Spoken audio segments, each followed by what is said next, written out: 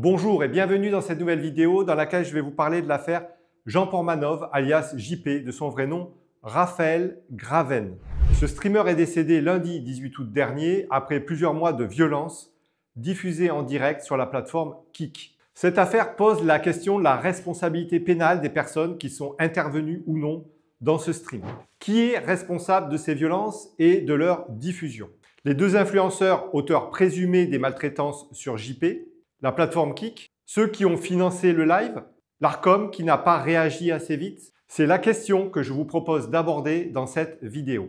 Il convient de rappeler tout d'abord que personne n'ayant été condamné dans cette affaire, tout le monde bénéficie de la présomption d'innocence. Et a fortiori ceux qui font l'objet d'une enquête en cours, à savoir d'une part les deux streamers influenceurs connus sous les pseudos de Naruto et Safine. Ce que l'on sait à propos d'eux, c'est qu'ils ont été placés en garde à vue en janvier dernier, puis relâchés à la suite d'une enquête préliminaire ouverte par le procureur de Nice sur le fondement de plusieurs infractions, dont celle de violence volontaire en réunion sur personnes vulnérables. Et cette enquête est toujours en cours. De leur côté, les deux influenceurs se défendent en invoquant le fait que le contenu diffusé avait un caractère humoristique et que JP était consentant pour se faire maltraiter en direct parce qu'il en tirait des revenus.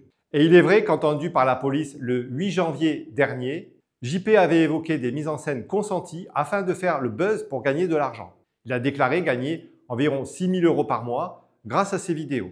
Il n'avait donc pas porté plainte à ce moment-là. Mais est-ce que la question de savoir si JP était ou non consentant est vraiment pertinente? On peut se poser la question parce que d'un point de vue juridique, il existe un principe fondamental de l'indisponibilité du corps humain selon lequel nul ne peut disposer de son corps de manière à porter atteinte à son intégrité physique, même avec son propre consentement. Il existe néanmoins des exceptions à ce principe, comme pour les actes médicaux et les activités sportives. Donc, selon la jurisprudence, on ne peut pas consentir à des actes de violence sur sa personne. Le consentement de la victime n'est pas un fait justificatif qui exonère de sa responsabilité l'auteur de l'infraction. Sur le plan juridique, cette question n'est donc pas, à mon sens, très pertinente. En revanche, le fait de savoir si JP était ou non en situation de faiblesse ou de handicap est importante parce que cela peut jouer sur les circonstances aggravantes de l'infraction de violence et donc sur la peine encourue. Enfin, précisons que l'autopsie réalisée fin août a conclu que le décès de JP n'était pas dû à l'intervention d'un tiers, mais probablement à des causes d'origine médicale ou toxicologique. Des examens sont toujours en cours et l'enquête sur l'origine de la mort de JP se poursuit. Il faut donc laisser les autorités faire leur enquête et, le cas échéant, en cas de renvoi devant le tribunal, attendre la décision de justice pour savoir si la responsabilité de ces personnes peut être engagée. La question se pose également de la responsabilité des personnes qui ont financé le live. Les auteurs du streaming percevaient en effet des fonds sous forme d'abonnements et de dons effectués par des spectateurs dont certains demandaient aux streamers de maltraiter JP. A priori, à la mort de JP, le live avait permis de récolter plus de 36 000 €. Ce qu'il faut savoir d'un point de vue juridique, c'est que non seulement les auteurs d'infractions de violence peuvent voir leur responsabilité engagée, mais aussi les personnes qui ont participé à cette infraction en tant que complices.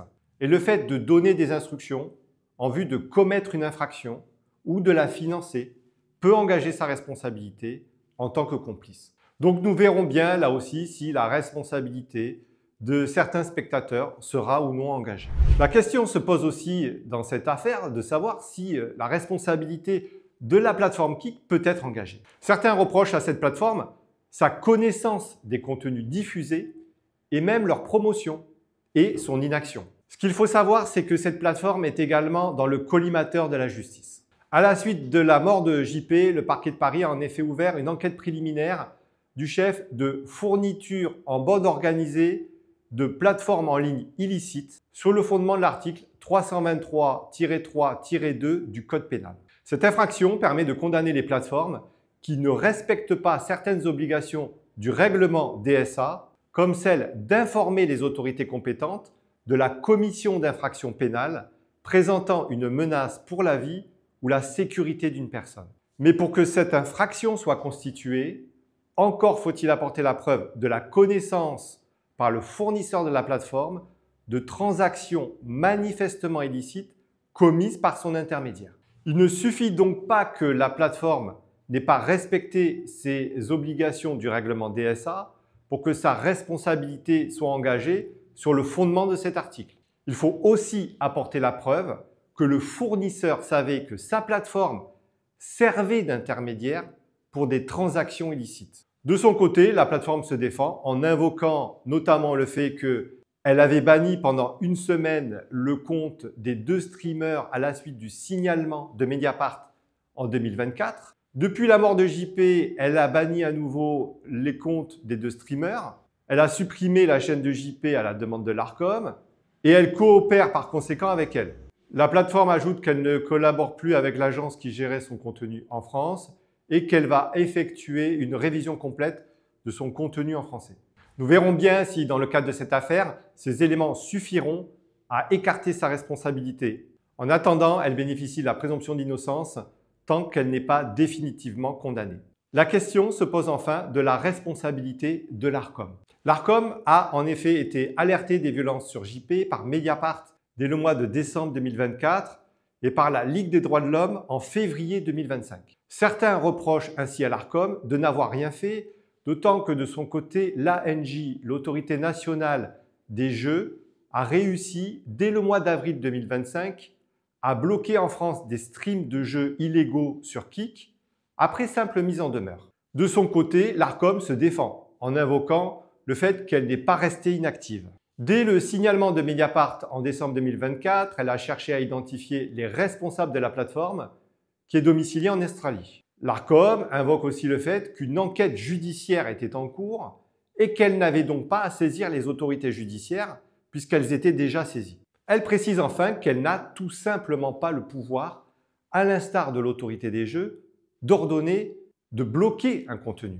Elle ne peut en effet enjoindre la suppression de contenu que dans certains cas, comme en matière de contenu à caractère pédopornographique ou terroriste, ou lorsqu'un contenu a un caractère pornographique et qu'il reste accessible à des mineurs malgré sa mise en demeure. Et il est vrai qu'en dehors de ces cas, l'Arcom n'a pas le pouvoir d'ordonner la fermeture d'un site. La question qui se pose est donc de savoir s'il ne faut pas renforcer les pouvoirs de l'Arcom.